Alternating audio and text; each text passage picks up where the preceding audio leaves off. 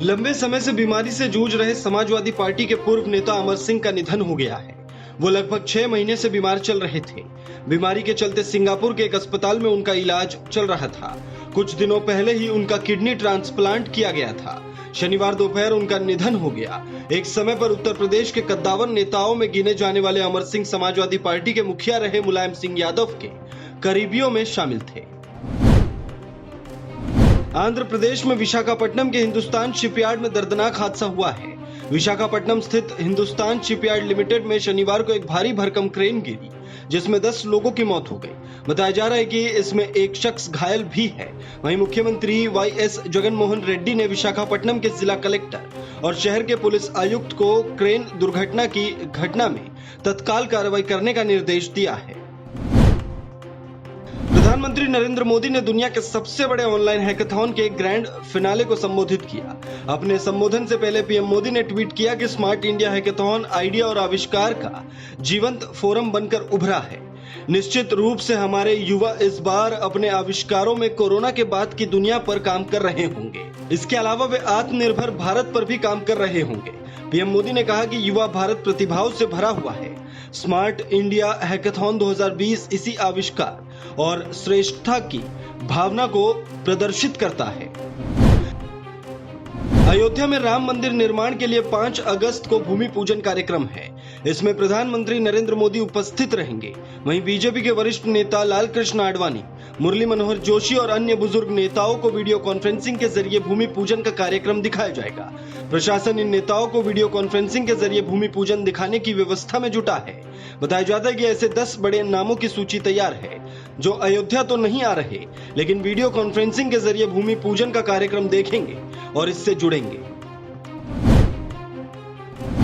आगामी 5 अगस्त की तारीख भारत के लिए क्या बेहद लकी रही है, क्योंकि ठीक 1 साल पहले इसी दिन मोदी सरकार ने अनुच्छेद 370 को खत्म कर दिया था।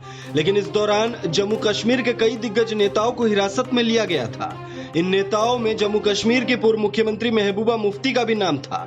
ऐसे में उनकी बेटी इल्तिजा मुफ्ती ने कहा है कि 5 अगस्त का दिन हमारे लिए ऐतिहासिक दिन नहीं है, हमारे लिए 5 अगस्त काला दिन है। राजस्थान के मुख्यमंत्री अशोक गहलोत कांग्रेस के बागियों पर सॉफ्ट होते नजर आ रहे हैं।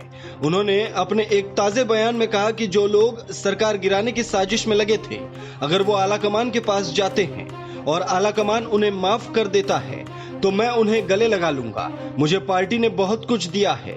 3 बार मुख्यमंत्री था, प्रदेश कांग्रेस का अध्यक्ष रहा। मैं जो भी कर रहा हूँ पार्टी और जनता की सेवा के लिए कर रहा हूँ। मेरा इसमें अपना कुछ भी नहीं है। सुशांत सिंह राजपूत सुसाइड केस में सियासी बयानबाजी भी तेज हो गई है। बीजेपी के नेताओं की ओर से महाराष्ट्र सरकार और पुलिस पर सवाल उठाए गए हैं, जिसके बाद महाराष्ट्र के मुख्यमंत्री उद्धव ठाकरे ने भी पलटवार किया। उद्धव ठाकरे ने कहा है कि सुशांत सिंह राजपूत की खुदकुशी के मामले में अगर किसी के पास कोई सबूत या जानकारी है तो वो इसे हमारे पास ला सकता है। हम इस मामले में चुप नहीं बैठेंगे। जो भी इस मामले में दोषी होगा उसे नहीं बख्शा जाएगा, लेकिन कृपया इस मामले को महाराष्ट्र और बिहार 2 राज्यों के बीच विवाद पैदा करने के बहाने के रूप में इस्तेमाल न करें। बॉलीवुड एक्टर सुशांत सिंह राजपूत आत्महत्या मामले को लेकर बिहार के डीजीपी गुप्तेश्वर पांडे ने प्रेस कॉन्फ्रेंस की है। उन्होंने कहा कि बिहार पुलिस सीबीआई जांच की मांग नहीं करेगी। सुशांत सिंह राजपूत के पिता इसकी मांग करें।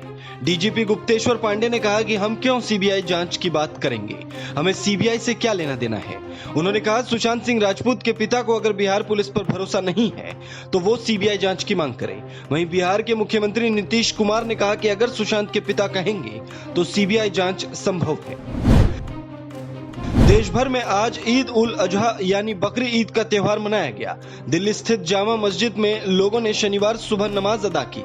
दिल्ली की जामा मस्जिद में सुबह 6:05 पर नमाज अदा की गई। कोरोना संकट के चलते जामा मस्जिद में नमाज अदा करने आए लोगों से बार बार मस्जिद प्रशासन ने दूरी बनाकर नमाज अदा करने की अपील की। जामा मस्जिद में तैनात पुलिसकर्मियों ने थर्मल स्क्रीनिंग करने के बाद ही लोगों को मस्जिद में प्रवेश दिया। कोरोना संकट में कुछ नमाजी सोशल डिस्टेंसिंग का पालन करते नजर आए तो वहीं कुछ इसका उल्लंघन करते भी नजर आए। वहीं वहीं महीने में प्रधानमंत्री नरेंद्र मोदी ने आत्मनिर्भर भारत अभियान के तहत 20 लाख करोड़ के राहत पैकेज का ऐलान किया था। इस पैकेज में देश के छोटे और मझोले उद्योगों के लिए इमरजेंसी क्रेडिट गारंटी स्कीम के तहत लोन देने की व्यवस्था की गई। इस लोन के दायरे को अब बढ़ाने की तैयारी हो रही है। वित्त मंत्रालय के सूत्रों के मुताबिक आने वाले दिनों में लैब मालिक, क्लिनिक ऑपरेटर, बस, टैक्सी एजेंसी के मालिक जैसे व्यक्ति अब क्रेडिट गारंटी योजना का लाभ उठा सकेंगे।